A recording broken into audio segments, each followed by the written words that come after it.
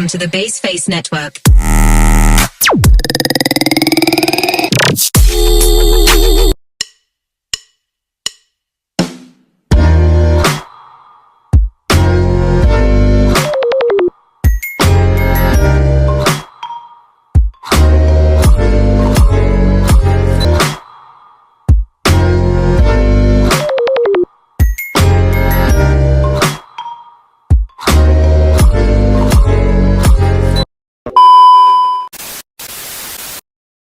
Assalamualaikum warahmatullahi wabarakatuh. Baiklah, kami dari kelompok 8 akan membahas materi yaitu tentang sadisme dan kriminalitas dengan mata kuliah patologi sosial dan kriminologi. Pembahasan materi kelompok kami pada hari ini: A. Pengertian sadisme dan kriminalitas. B. Bentuk-bentuk sadisme dan kriminalitas. C. Faktor-faktor penyebab sadisme dan kriminalitas. D. Usaha penanggulangan sadisme dan kriminalitas. Dan yang terakhir yaitu analisis layanan BK untuk penanggulangan sadisme dan kriminalitas. Selamat menyaksikan. Materi yang pertama yaitu pengertian sadisme dan kriminalitas, yang dimana sadisme merujuk pada perilaku yang kejam, ganas, atau kasar yang dilakukan dengan tujuan untuk mendapatkan kepuasan dengan menyakiti orang lain secara fisik atau mental. Sadisme seksual khususnya merupakan gangguan kepuasan seksual yang didapatkan melalui tindakan menyakiti orang lain yang tidak tersedia atau tidak disetujui. Sedangkan kriminalitas adalah tindakan yang melanggar hukum dan norma sosial yang dapat mengakibatkan hukuman bagi pelakunya. Kriminalitas dapat berupa kejahatan kekerasan, kejahatan ekonomi, kejahatan terhadap harta benda, dan kejahatan terhadap moral. Yang kedua, bentuk-bentuk sadisme dan kriminalitas. Yang pertama, sadisme fisik, seperti penganiayaan, yaitu memukul, menendang, atau menyebabkan luka fisik lainnya. Selanjutnya mutilasi, seperti memotong atau merusak bagian tubuh korban.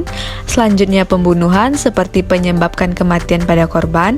Yang terakhir penyiksaan, seperti melakukan tindakan yang menyebabkan penderitaan fisik yang berkepanjangan. Yang kedua, sadisme psikologis, seperti penganiayaan, contohnya merendahkan, menghina, atau bahkan mempermalukan korban. Selanjutnya, intimidasi, seperti mengancam atau membuat korban merasa takut. Selanjutnya, manipulasi, seperti mengendalikan atau memanipulasi pikiran dan perasaan korban. Yang terakhir yaitu pelecehan, seperti perilaku yang tidak pantas secara seksual atau emosional. Selanjutnya, bentuk-bentuk kriminalitas dikategorikan berdasar jenis kejahatan. Yang pertama, kejahatan kekerasan seperti pembunuhan, penganiayaan, pemerkosaan, dan penculikan. Yang kedua, kejahatan ekonomi seperti pencurian, penipuan, korupsi, dan penggelapan. Dan yang ketiga yaitu kejahatan terhadap harta benda seperti pencurian, perusakan, dan pembakaran. Yang terakhir yaitu kejahatan terhadap moral seperti perjudian, prostitusi, dan penyalahgunaan narkoba. Materi yang ketiga yaitu faktor penyebab sadisme dan kriminalitas. Beberapa faktor, yang pertama yaitu faktor internal seperti gangguan mental, yang dimana gangguan kepribadian seperti psikopati atau sadisme seksual yang dapat menyebabkan perilaku sadis dan kriminal.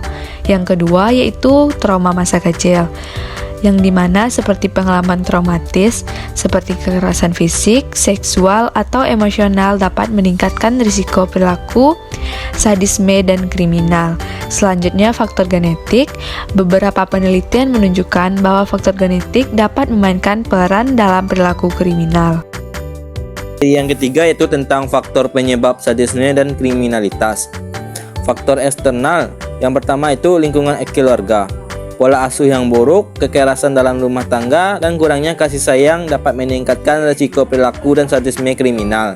Yang kedua, lingkungan sekolah, bullying, perundungan, dan kurangnya dukungan dari teman sebaya dapat memicu perilaku kriminal. Yang ketiga, lingkungan masyarakat. Kemiskinan, pengangguran, ketidaksetaraan sosial, dan budaya kekerasan dapat meningkatkan risiko perilaku kriminal. Yang keempat, pengaruh media.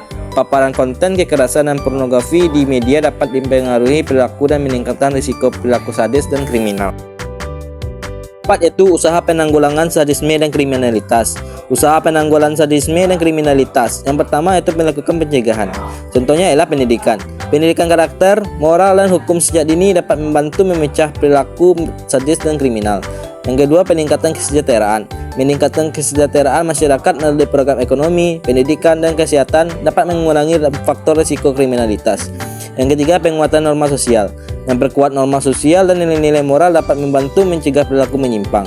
Yang usaha penanggulangan yang kedua itu melakukan penanganan. Psikoterapi. Terapi perilaku kognitif yang terapi psikodinamik dapat membantu mengatasi gangguan mental yang mendasari perilaku sadis dan kriminal.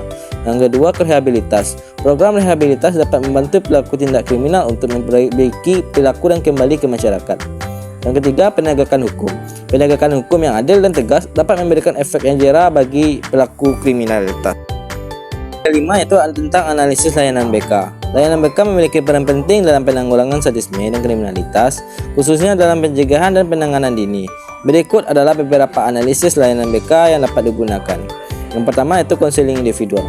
Konselor dapat membantu siswa yang menunjukkan tanda-tanda perilaku sadis atau kriminal atau untuk mengidentifikasi dan mengatasi masalah yang mendasarinya, seperti gangguan mental, trauma masa kecil, atau masalah keluarga. Yang kedua, konseling kelompok. Konselor dapat memfasilitasi kelompok diskusi tentang perilaku sadis dan kriminal, membantu siswa untuk memahami dampaknya dan mengembangkan strategi pencegahan. Yang ketiga, bimbingan dan penyuluhan. PK dapat memberikan bimbingan dan penyuluhan tentang bahaya sadisme dan kriminalitas, serta nilai-nilai moral dan hukum yang penting untuk mencegah perilaku menyimpang. Yang keempat, kerjasama dengan orang tua. BK dapat menjalin kerjasama dengan orang tua untuk membangun komunikasi yang efektif dan memberikan dukungan kepada siswa yang berisiko melakukan tindakan sadis atau kriminal. 1 dari 9 pemuda pemerkosa gadis remaja di Sampang ditangkap polisi. Korban terpedaya pelaku yang baru dikenal 2 hari lewat media sosial.